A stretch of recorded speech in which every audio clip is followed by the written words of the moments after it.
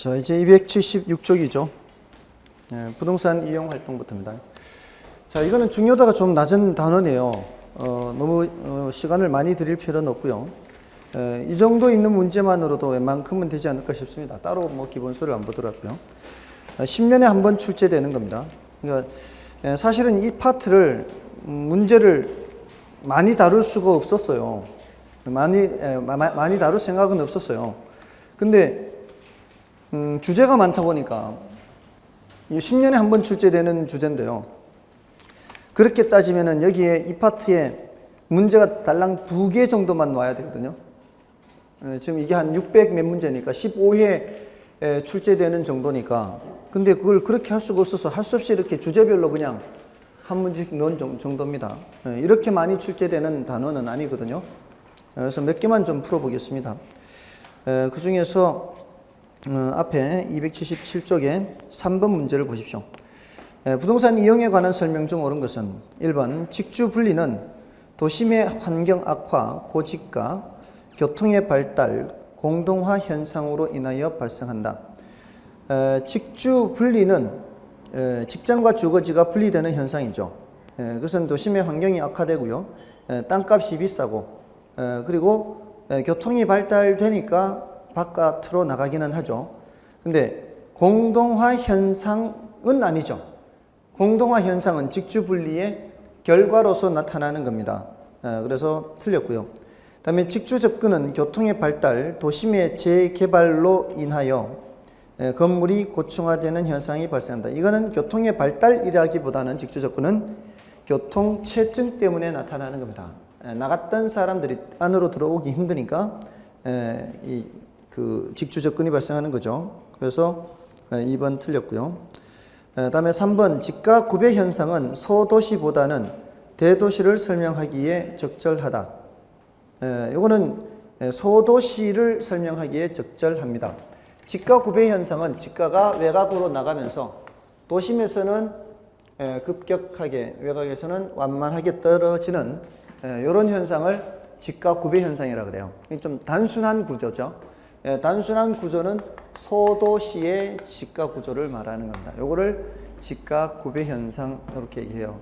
그다음에 지가와 토지 이용과의 관계를 보면 지가와 토지 이용의 집약도 사이에는 환류의 원리가 적용된다. 자, 이게 이제 옳은 표현인데요. 환류라고 하는 것은 피드백을 말해요. 피드백. 그러니까 서로 영향을 미치고 영향을 받고 하는 것을 말해요. 만약에 그 집약도가 올라가면 올라갈수록 지가는 어떻습니까? 지가가 올라가고 또 지가가 올라갈수록 또 집약도가 높아지고요. 그렇게 이제 서로 영향을 주고받는다는 겁니다. 그래서 4번 옳은 말이고요. 5번은 토지 이용의 집약도를 증가시키는 요인들로는 토지의 부증성, 지가 상승, 경영 효율의 감소가 아니고요. 경영 효율의 증가죠. 그래서 4번이 정답이고요. 나머지는 됐고요. 넘어가시면 6번 문제를 좀 보십시오. 다음에 침입적 토지 이용을 설명한 것 중 틀린 것은 낮은 지가 수준이나 강한 흡인력 등은 침입 활동을 유발한다고 할 수 있다. 낮은 지가 수준이나 강한 흡인력 이런 것들은 침입 활동을 유발한다고 할 수 있죠. 땅값이 싸니까 그쪽으로 가게 되는 겁니다. 침입이란 어떤 인구 집단 또는 토지 이용의 형태의 새로운 이질적인 수준의 것이 개입되는 현상, 옳은 표현이고요. 침입은 확대적 침입과 축소적 침입으로 구분하는데 통상적인 침입은 축소적 침입이다. 통상적인 침입은 확대적 침입이죠. 3번이 틀렸습니다. 확대적 침입이라는 것은 집약도를 높이는 침입을 말하는 겁니다. 상업용이 주거지역에 침입하는 겁니다. 주거지역에. 이러면은 집약도가 어떻게 되면 이쪽에? 이쪽에 집약도가 올라가는 것이죠. 그래서 그게 이제 확대적 침입이다. 이렇게 얘기합니다. 다음에 4번 지가 수준이 낮은 곳에 침입적 이용을 함으로써 지가 수준을 끌어올릴 수 있다. 지가 수준이 낮은 곳에는 그렇게 올릴 수 있죠. 집약도가 높아지면서. 다음에 행정 규제 및 원주민의 저항은 침입적 토지 이용을 저해하는 사유가 되는 경우가 있다. 그죠? 원래 그곳에 살던 사람들이 저항을 하거나 행정적 규제로 인해서 침입이 저해될 수 있습니다.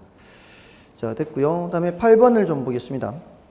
부동산 이용과 관련된 다음에 설명 중 틀린 것은 1번 토지 이용에 있어서 토지의 단위 면적당 투입되는 노동과 자본의 크기를 토지 이용의 집약도라고 한다. 집약도 요 개념은 좀 알아두실 필요가 있죠.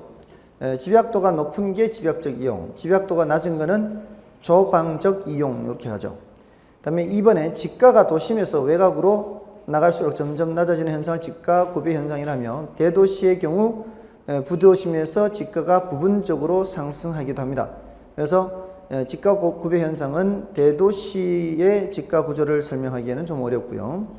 다음에 3번 스프롤 현상은 토지의 최유효 이용에서 괴리됨으로써 일어나는 현상으로 지역 특성에 따라 다르나 일반적으로 표준적 수준 이하의 지가 수준을 나타낸다. 그렇죠. 이런 스프롤 현상은 고밀도 연쇄개발 현상이나 또 저밀도 연쇄개발 현상이나 또는 그 간선도로를 따라 스프롤이 나타나거나 뭐 이런 여러 가지가 있죠. 또 개구리 띠 뛰듯이 비지적 스프롤 현상도 있죠. 모두 다 최유효 이용에서 괴리되기 때문에 낮은 지가 수준을 나타냅니다. 다음에 4번에 조방 한계란 총 수익과 총 비용이 같아져 순수익이 0이 되는 지점으로 토지에 대한 자본의 대체성이 매우 크다. 토지에 대한 자본의 대체성 이러면은 누가 누구를 대체한다는 얘기인가요?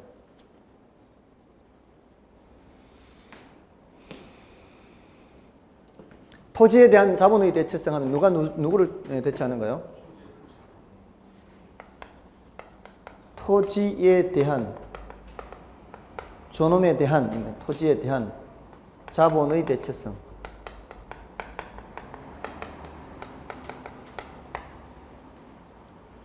토지를 자본으로 대체한다는 소리요. 자본을 토지로 대체한다는 소리야.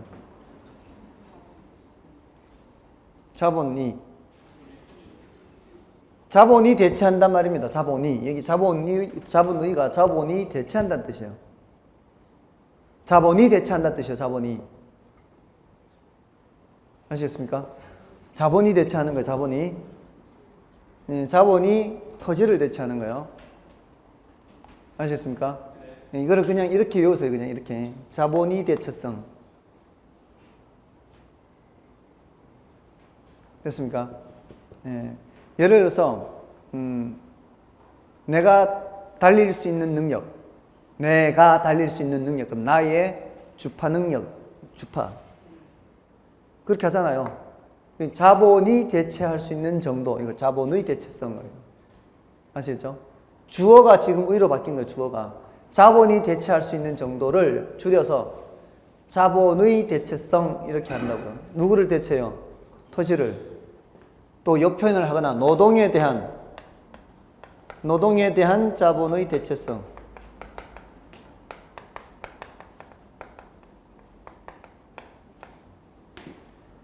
자본이 대체한다 이 말이에요. 누구를? 노동을. 자본주의 사회에서는 자본이 대빵이에요. 자본이 노동도 대체하고 토지도 대체하고 자본이 대체해요. 그래서 거의 이런 표현을 써요.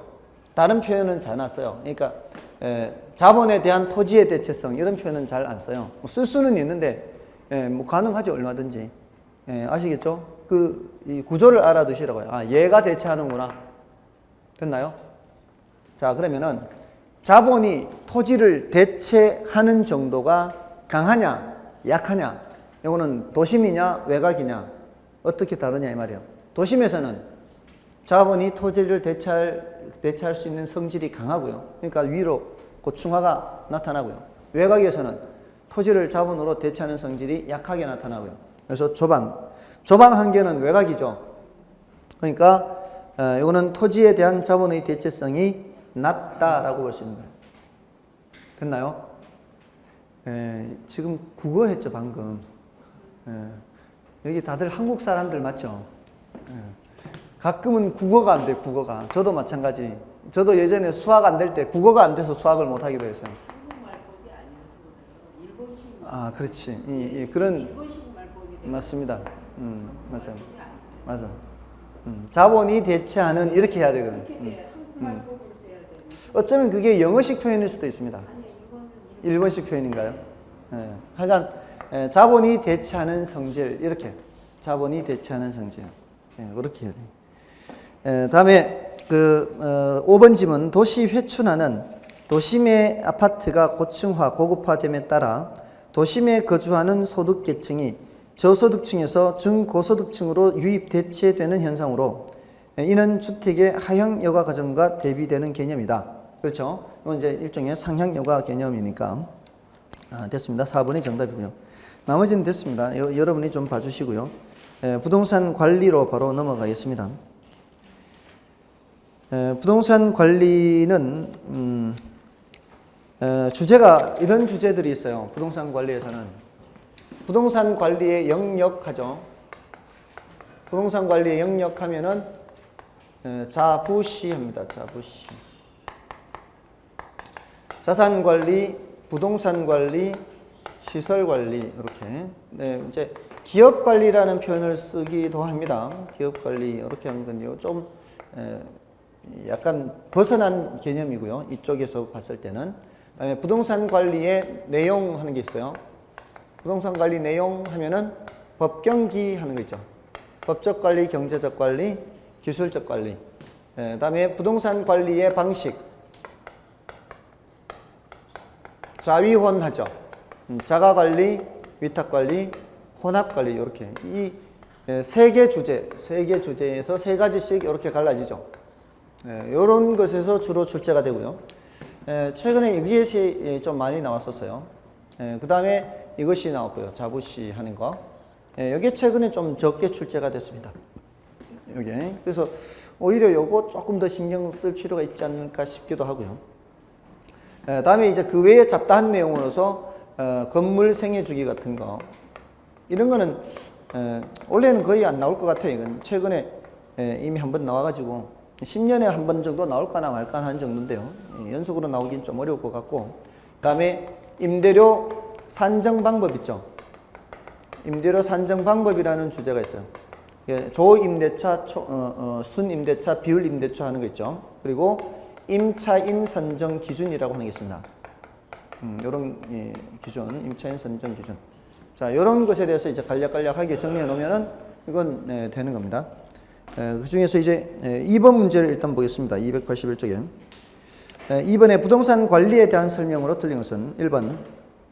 부동산 관리의 영역은 자산관리, 부동산관리, 시설관리 등으로 나눌 수 있으며 자산관리가 적극적 관리로서 가장 중요하다. 그렇죠? 이 자산관리는 키워드가 소유주의 부를 극대화하기 위한 관리죠. 키워드가 소유주 부를 극대화해요. 소유주 부를 극대화하는 것이기 때문에 부의 부. 그렇기 때문에 부동산을 관리하더라도 그런 소유주의 부를 극대화하는 방향으로 관리를 해야 되기 때문에 경우에 따라 수익성이 떨어지는 부동산이거나 너무 부동산에 많이 편중되어 있으면은 부동산을 매각하는 것까지도 고려를 해야 되겠죠. 그래서 이거는 포트폴리오 관리까지도 포함이 되는 굉장히 넓은 의미의 관리예요. 그잖아요. 근데 부동산 관리는 뭐 이게 영어로 프로퍼티라고 하는 것을 알아두시는 게 좋아요. 프로퍼티. 이 프로퍼티라는 단어는 그 건물 또는 부동산, 이 재산 중에서도요, 건물과 토지 같은 이런 데 초점을 맞춘 개념이거든요. 프로퍼티가. 특히 이제 건물에 초점을 맞춘 개념이에요. 프로퍼티가. 그냥 영어 단어를 찾으면 프로퍼티가 재산으로 번역되기도 해요. 근데 건물에 초점을 맞춘 거예요. 그러니까 프로퍼티 매니지먼트 하는 거는 그 건물 관리입니다. 주로 이제 임대차 관리에 초점이 맞춰져 있죠. 그래서 다른 거 말고 그 부동산, 해당 부동산, 그 부동산의 운영 수익을 극대화하는 거예요. 부동산의 운영 수익을 극대화하는 거예요. 초점이 어디에 맞춰져 있는 거예요? 부동산에 맞춰져 있는 거예요. 근데 시설 관리는 시설 운영 유지 관리죠. facility management 해가지고 이거는 가장 소극적인 관리다라고 볼 수가 있겠습니다. 가장 소극적 관리.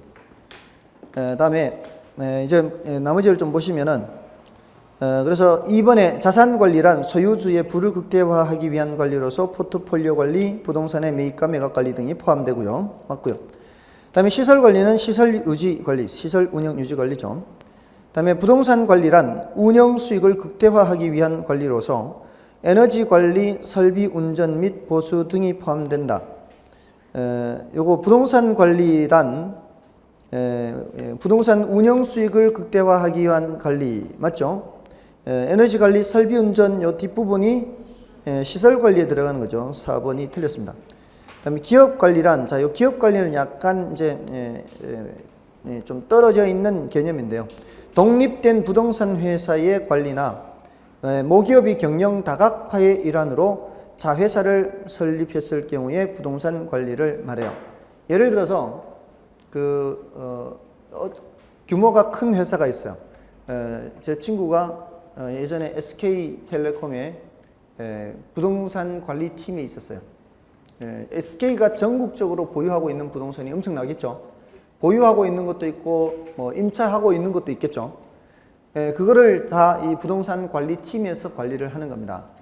근데 만약에 이게 너무 규모가 이게 크니까 이거를 아예 자회사로 만들어 버리는 거죠.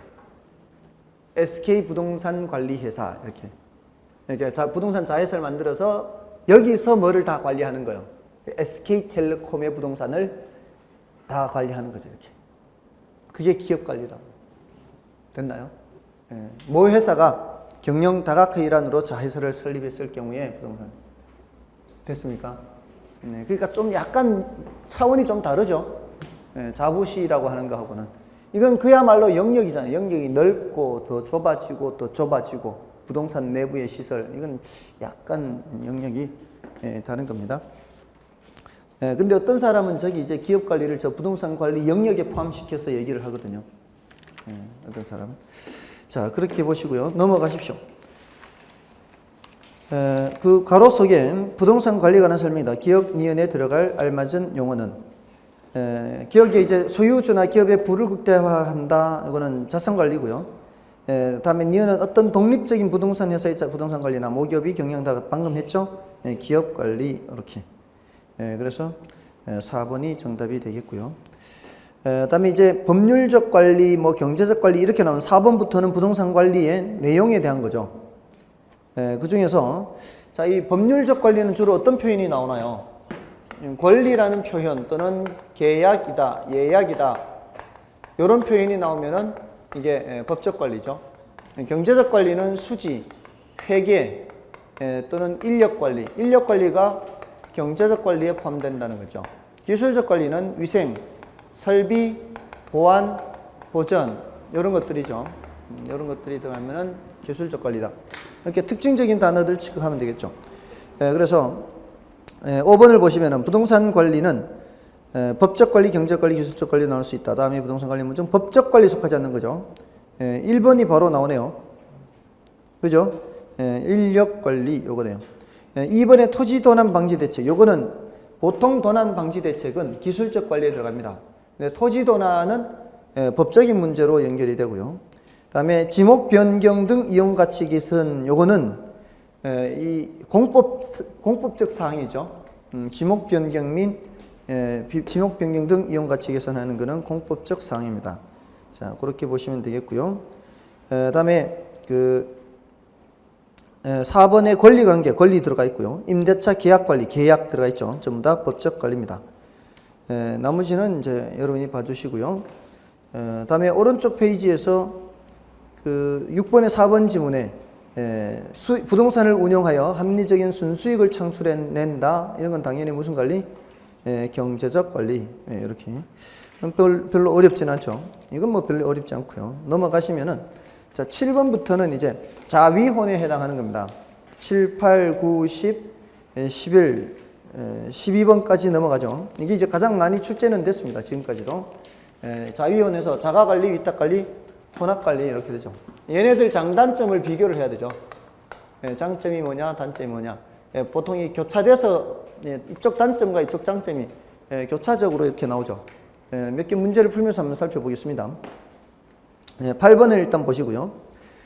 도시화, 건축기술 발달, 부재 소유자 요구 등은 위탁관리의 필요성을 제기한다. 다음 중 위탁관리의 장단점에 관한 설명 중 틀린 것은 1번 전문업자에게 위탁하여 관리함으로써 부동산 관리가 합리적이다. 그럴 수 있죠. 다음에 관리 업무의 타성화가 방지되는 장점이 있다. 타성화가 방지된다. 이게 뭐예요? 이게 똑같은 일상이 반복될 때요. 어떤 새로운 생각을 잘 못하고 그 낡은 생각에 계속 안주하고 이런 것들이 타성해졌는 거죠. 근데 전문적인 관리를 하게 되면은 그런 관리 업무의 타성화가 방지되는 장점이 있다는 거죠.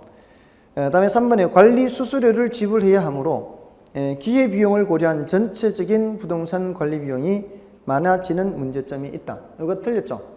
이 관리 수수료를 지불해야 하기는 합니다. 그렇지만 관리 수수료를 지불하면서 내가 직접 할 필요는 없죠. 그 기회비용이라는 게 뭐예요? 내가 그걸 관리하지 않고 나는 뭘 할 수 있어요? 나는 본업을 할 수 있어요. 본업. 그 본업을 하는 것이 오히려 수수료 지불하는 것보다 나을 수가 있죠. 그리고 전문적인 관리이기 때문에 관리 비용이 오히려 절감될 수 있습니다. 합리적인 관리로서 관리 비용이 절감될 수 있어요. 3번이 틀렸습니다. 다음에 부동산 관리를 위탁함으로써 자사 참모 체계를 단순화할 수 있다. 자, 이거는 좀 어려운 겁니다. 보통 자가 관리는 규모가 큰 경우에 합니까? 규모가 작은 경우에 합니까? 작은 경우에 하죠, 보통. 근데 자가 관리를 규모가 큰 회사가 한다라고 생각해 보세요. 그러니까 그 SK텔레콤에 부동산 관리 팀이 따로 있다고 생각해 보세요. 전국적으로 부동산 엄청난데 그 부동산 관리 팀 그 부서가 있어야 되겠죠. 그 규모가 큰 회사에서 자가 관리를 할 때에는 이 팀이 있어야 돼요. 팀, 부동산 관리 팀이. 근데 요거를 어떻게 한다고요? 외주를 준다, 외주. 외주를 주면은 SK텔레콤 입장에서는 부동산 관리 팀이 따로 있을 필요가 없죠. 그러면은 자사의 참모 체계는 단순화될 수가 있는 겁니다. 그러니까 요걸 이해하기가 조금 어려워요. 그러니까 그냥 봐서는 잘 이해가 안 되는 거죠. 규모가 큰 회사가 자가 관리를 할 때 이렇게 하면은 단순화된다. 이렇게 해석을 해야 되는 거예요. 그죠? 다음에 그 관리사 또는 전문 관리 회사의 신뢰도가 의심스러운 단점이 있다. 믿고 맡겼는데 제대로 관리를 해주지 못할 경우가 문제죠. 돈은 돈대로 챙겨가고 이 관리도 제대로 해주지도 않고. 그래서 정답은 3번이었고요. 다음에 오른쪽에 10번의 자가관리에 관한 설명을 드린 것은 10번 자가관리를 좀 보겠습니다. 기밀 유지와 보안 유지가 양호하다. 이거 장점 맞죠? 자기가 관리하기 때문에 내부 사정이 외부로 잘 노출이 안 되겠습니다. 그다음에 관리의 전문성을 왜 틀렸네요? 관리의 전문성을 높일 수 있는 것은 위탁관리죠. 그다음에 소유자가 본업에 충실할 수 없는 단점이 있고요. 그다음에 관리비가 필요 이상으로 상승하고 불합리하게 지출될 수 있습니다. 이게 전문적인 관리가 안 되기 때문에 대신 소유자의 지시 및 통제력이 강하다 할 수 있겠죠. 뭐 어렵진 않습니다. 이런 것들은. 다음에 11번 하나만 더 풀까요? 11번 부동산 관리 방식별 장단점에 대한 설명 중 틀린 것은 1번 자가관리 방식은 전문적인 기획관리가 곤란하므로 시설물의 노후화를 촉진시키는 등 비효율적 관리가 나타날 수 있다. 그런 관리가 나타날 수 있죠. 자기가 직접 하게 되면 전문적인 관리가 아니니까. 다음에 2번 위탁관리 방식에서 관리업체가 영리만을 추구할 경우 부실한 관리를 초래할 우려가 있다. 이것도 충분히 그럴 수 있죠. 다음에 3번 혼합관리 방식은 자가관리에서 위탁관리로 이행하는 과도기에 유용할 수 있는 장점이 있다. 그렇죠. 이 혼합관리라는 게 이제 보통 이렇게 되거든요. 자가관리에서 혼합관리로 왔다가 위탁관리로 가거든요. 그래서 얘가 과도기에 적합하다 이렇게 표현을 합니다. 그럼 이제 어떤 거를 혼합시키는, 어떤 거를 이제 자가하고 어떤 거를 위탁하느냐? 법경기 하는 거 있죠. 법적, 경제적, 기술적에서 요거를 위탁하고요. 요거를 자가관리 이렇게 하는 경우가 많습니다. 다음에 혼합관리 방식은 자가관리와 위탁관리가 혼합되어 있으므로 관리의 책임 소재가 불분명한 단점이 있다. 그렇죠? 네가 잘했네, 내가 잘했네 할 수 있죠. 다음에 위탁관리 방식은 관리하는 각 부분을 종합적으로 운영할 수 있을 뿐만 아니라 기밀 유지에도 유리하다.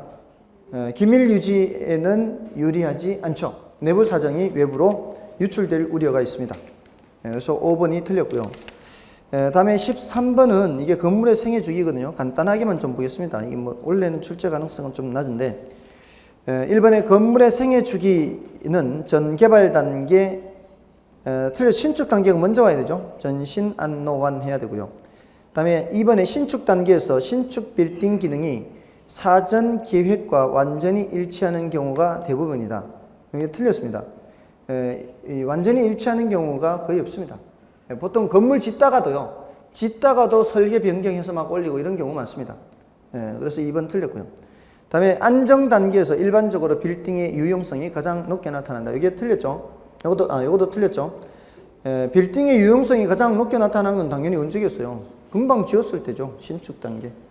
다음에 일반적으로 건물의 라이프 사이클 중에서 유지 보존 활동이 건물의 수명을 좌우하는 단계는 안정 단계로서 빌딩의 시설이나 구조를 일부 개조, 수선 등을 해야 하는 경우에는 이 단계에서 하는 것이 효과적이다.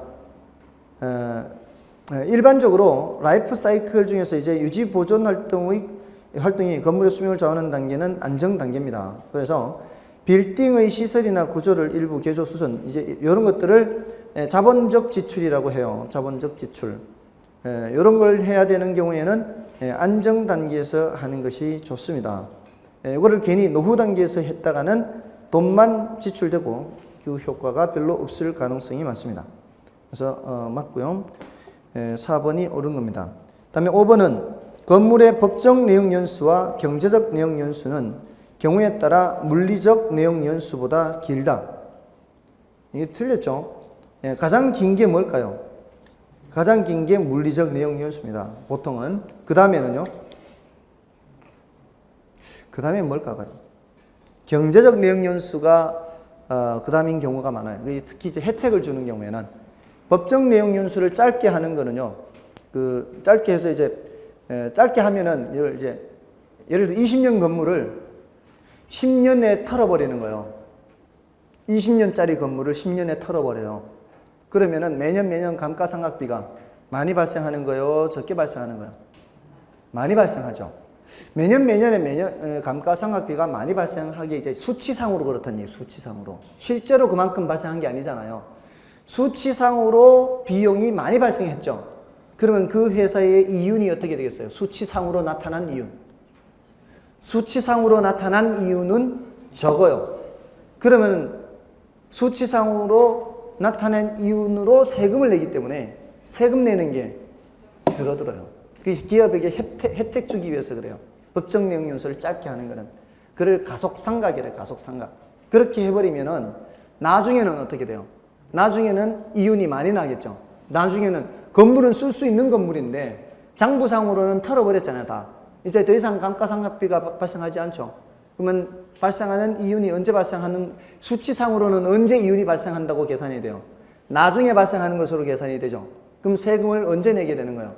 세금을 나중에 내는 거죠. 바로 그거를 법인세 이연 효과라고 해서 지금 1,000만 원 세금 낼 거를 5년, 10년 뒤에 1,000만 원 세금 내는 게 기업 입장에서는 훨씬 유리하다는 거예요. 똑같은 1,000만 원이라 해도. 그래서 법적 내용 연수를 짧게 하는 경우가 많아요. 가장 긴 게 물리적 내용 연수고요. 그 다음에 경제적 내용 연수. 보통은 이제 근데 순서는 굳이 알 필요는 없고요. 물리적 내용 연수가 가장 길다라는 사실입니다. 됐죠? 됐고요. 그 다음에 14번은 여러분 보시고 15번 가시면은 이게 이제 그 임대료 산정 방법하고 임대인 임차인 선정 기준 이런 내용입니다. 여기 1번을 보시면은 임대차 활동이란 부동산 관리자나 소유자가 임대 공간을 임차자에게 파는 활동을 말하며 부동산 관리 활동의 기초를 이루는 가장 중요한 활동이다. 임대차 활동은 부동산 관리자 소유자가 임대 공간 임차에 하는 활동 맞고요. 부동산 관리 활동의 기초. 그렇네요. 이거는 틀린 부분이 없고요. 다음에 임차자를 선정하는 경우 주거용 부동산은 함께 생활하는 사람들과의 연대성이 중요하므로 이를 충분히 고려해야 되겠죠. 그다음에 매장용 부동산의 경우 임대차 계약은 비율 임대차가 일반적이다. 그 비율 임대차가 바로 밑에 그 16번이나 17번 같은 계산 문제입니다. 요거는 아직 한 번도 출제된 적은 없어요. 근데 지난주에 풀어드렸었죠. 이 비율 임대차 계산하는 거. 요거는 이제 아주 간단한 계산 문제니까 요 정도는 해보시기 바라고요. 제가 지난주에 했으니까 요거는 이제 여러분이 풀어보시고 이 계산 문제는. 다음에 위에 다시 올라가서 4번에 공업용 부동산의 경우 정박 임차인의 사전 확보 및 임차인 혼합이 중요하다. 정박 임차인이 뭐예요? 정박 임차인은 한번 자리를 잡으면 잘 움직이지 않는 이런 임차인들이 정박 임차인이죠. 그래서 그런 정박 임차인을 확보하면은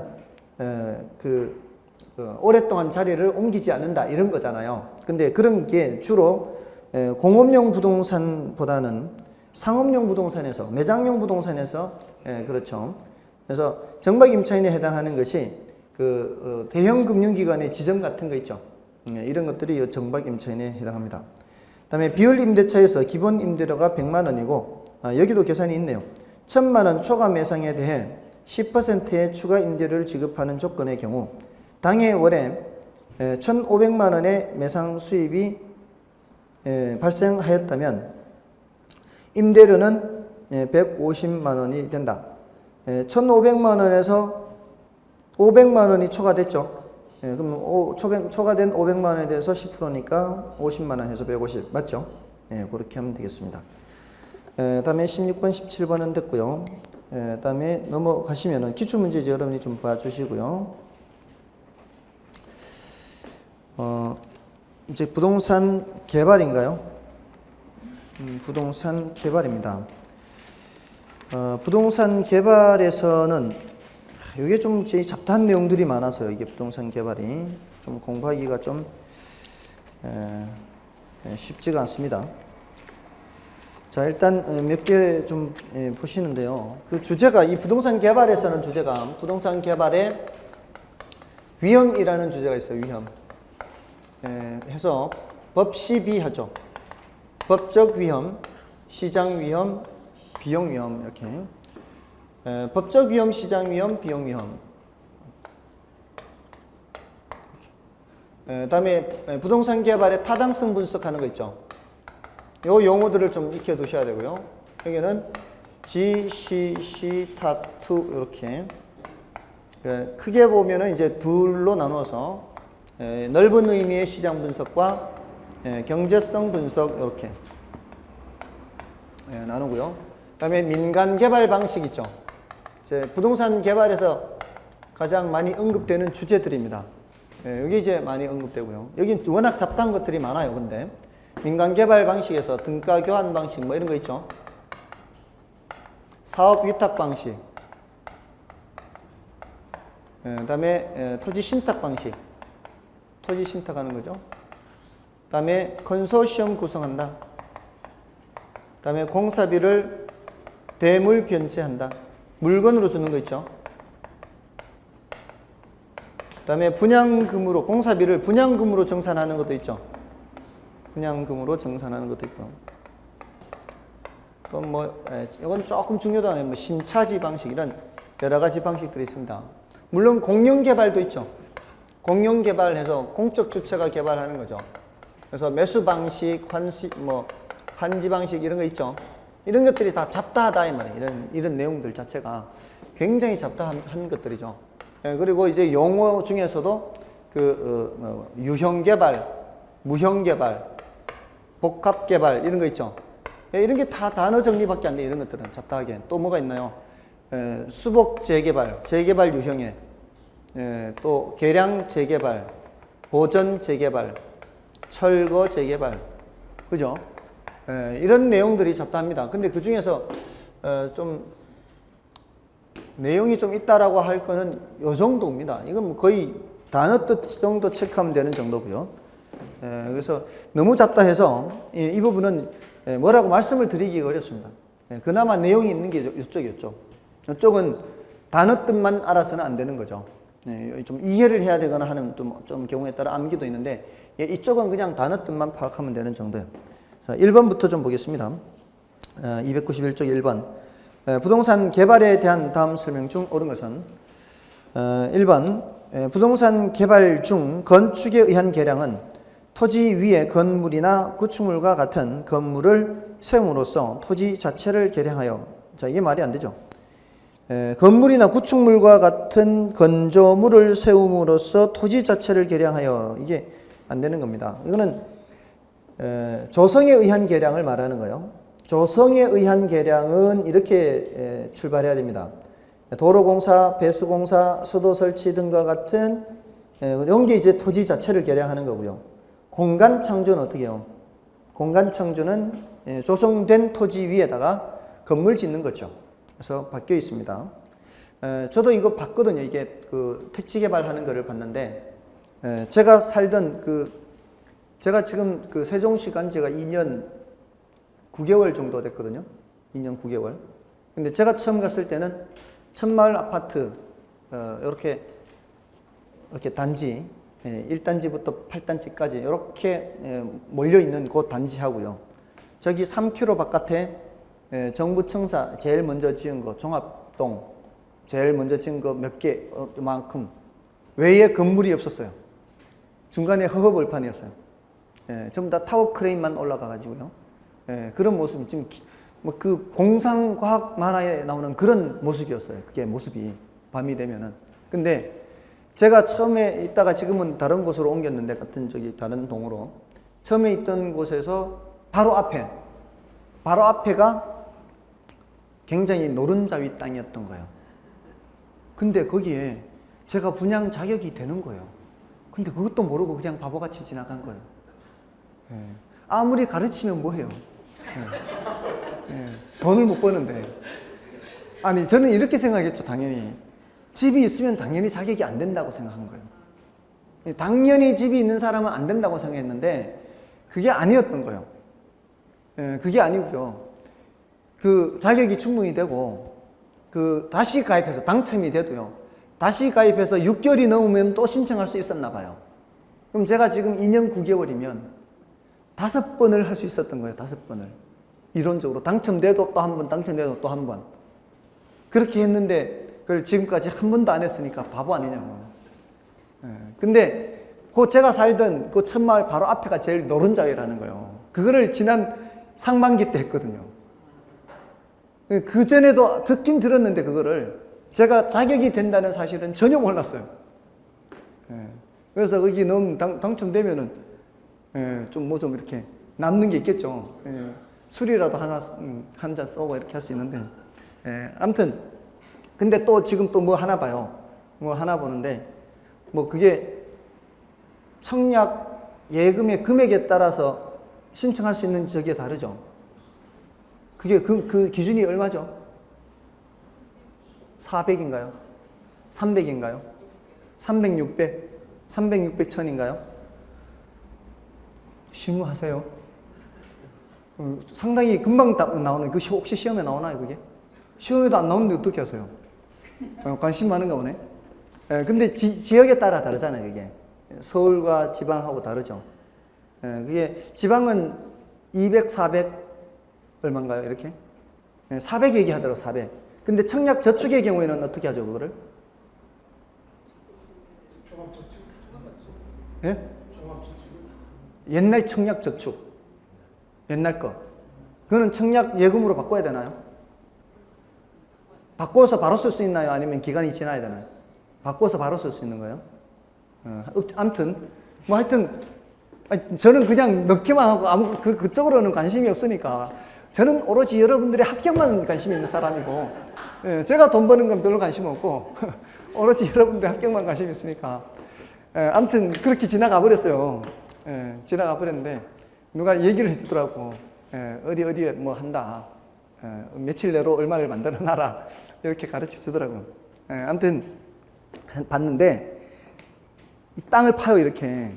땅을 파는데 저는 저기다 뭔 하천을 파나 했어요. 하천을 파는 게 아니고 거기에다가 이렇게 파가지고 이제 상수도, 뭐 상하수도, 이거 공동구죠, 공동구. 예, 그렇게 해가지고 다 집어넣고 나중에는 그 자리가 도로예요, 도로. 그 자리가 도로. 그러니까 도로가 딱 만들어지면서 이제 구획이 나눠지죠, 이렇게. 예, 구획이 나눠졌다는 건 이제 기반시설이 끝났던 거. 조성공사가 끝났던 거. 그게 조성이에요, 조성. 조성공사. 그러니까 여기 지금 뭐예요? 조성에 의한 계량은 도로공사, 배수공사, 수도 설치. 이게 한꺼번에 싹 들어가는 거죠, 그게. 그게 뭐라고요? 조성에 의한 계량. 다 되면 이제 거기에다가 건물 짓는 거죠. 근데 제가 봤던 그곳에 백화점도 들어서고 막 그게 들어선다는 거예요. 아, 정말 바보 아니냐고. 바로 그 하는 거 공사를 계속 보면서 아파트에서 이렇게 내려다 보면서. 아무튼 그렇고요. 그다음에 이번에 개발 주체는 공공주체와 사적주체 공사 기업의 네 종류로 구분한다. 맞죠? 아닌데. 기업은 아닌데. 공공주체와 사적주체 아니죠. 공사기업이 아니고. 공적주체를 1섹터. 이것도 이제 막 잡다한 용어죠. 공적주체 1섹터, 사적주체 2섹터, 공사 합동 3섹터죠. 민간과 민관 합동이 민관 합동, 공사 합동. 그래서 세 종류죠. 민간 합동 또는 공사 합동. 그래서 틀렸고요. 무형적 개발은 유형적 개발의 용도지역, 용도지구 지정 또는 변경을 포함하는 것으로 벌써 틀렸죠. 무형적 개발이 유형적 개발에 뭔가를 포함하는 게 아니죠. 복합적 개발에 다 포함이 되는 거죠. 복합적 개발에 요거 복합 개발에 유형 개발과 무형 개발이 포함되는 겁니다. 자, 됐고요. 다음에 복합 개발은 유무형 개발이 동시에 이루어진 개발로 신도시 개발 주택단지 및 주택건설의 형태로 나타난다. 여기 이제 가장 옳은 표현이고요. 다음에 유형적 개발은 직접적으로 토지의 물리적 변형을 초래하는 행위로서 농지 전용 허가, 건축, 토목사업, 공공사업 등이 이에 해당한다. 농지 전용 허가 이런 것들은 무형 개발이죠. 그리고 건축, 토목사업 요 자체는 유형 개발인데 공공사업이라고 하면은 이게 복합 개발에 좀 가깝거든요. 그래서 요 구별은 좀 중요한 건 아니에요. 요 구별은 중요한 건 아니고 농지 전용 허가 있죠. 이런 것들은 무슨 개발이다? 무형 개발이다. 이렇게 하시면 되겠습니다. 넘어가시고요. 3번을 좀 보겠습니다. 부동산 개발의 위험 분석과 관련된 내용들이다. 틀린 것은 1번에 부동산 개발의 위험, 개발의 위험에는 법적 위험, 시장 위험, 비용 위험이 있으며 개발업자는 비용 위험을 줄이기 위해 최대 가격 보증 계약을 맺을 수 있다. 그럴 수 있죠. 다음에 2번 부동산 개발의 시장 위험을 줄이기 위해 흡수 분석을 할 수 있다. 보통 흡수 분석은 이제 시장 위험을 줄이기 위해서 하는 것들이죠. 맞고요. 다음에 흡수율 분석이란 시장에 공급된 부동산이 지난 1년 동안 시장에 얼마만큼의 비율로 흡수되었는가를 분석하는 것이다. 맞고요. 흡수 분석. 그다음에 법적 위험을 줄이기 위한 조치로 이용 계획이 확정된 토지를 매입하는 방법이 있다. 이용 계획이 확정된 토지를 매입하는 것은 법적 위험을 줄이기 위한 대책이 될 수가 있죠. 맞고요. 그다음에 개발업자가 개발 사업에 착수 전 또는 초기에 매수자를 확보하면 시장 위험은 감소하고 수익은 높아진다. 위험이 줄어드는 만큼 수익도 작아지는 게 보통이죠. 그렇게 보시고요. 다음에 4번은 여러분이 보시고요. 5번만 풀고 좀 쉬겠습니다.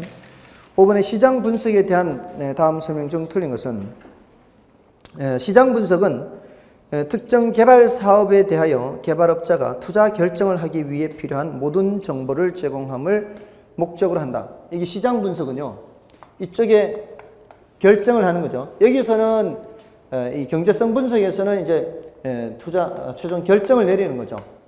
물론 이게 투자 결정에서 최종 결정을 내립니다. 최종 결정을 내리고요. 여기는 이제 경제성 분석에서는 수익성을 파악해서 결정을 내리는 단계까지가 경제성 분석에 다 있고요. 타당성 분석에서 이제 수익성을 분석하는 거죠. 이런 결정을 하기 위해서는 각종 뭐가 있어야 돼요? 정보와 자료가 있어야 될 거 아니에요. 그거를 어디에서 수집해서 시장 분석 단계에서 수집해서 제공을 하는 겁니다. 그다음에 2번은 시장 분석은 특정 용도에 어떠한 부지가 적합한가를 결정해주는 역할을 합니다. 자, 요거는 입지론의 관점에서 보는 거예요. 입지론.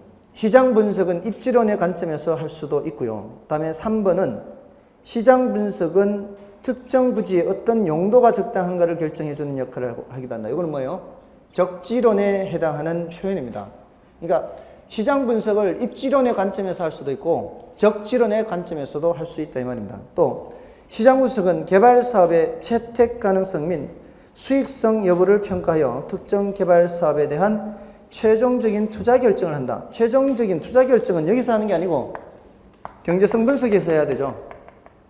예, 그래서 4번 틀렸네요. 그 다음에 시장 분석은 주어진 자본을 투자할 대안을 찾는 투자자를 위해 수행되기도 합니다. 예, 그거는 맞고요. 예, 4번의 이 최종적인 투자 결정은 여기에요, 여기. 예, 그래서 틀렸습니다. 좀 쉬겠습니다.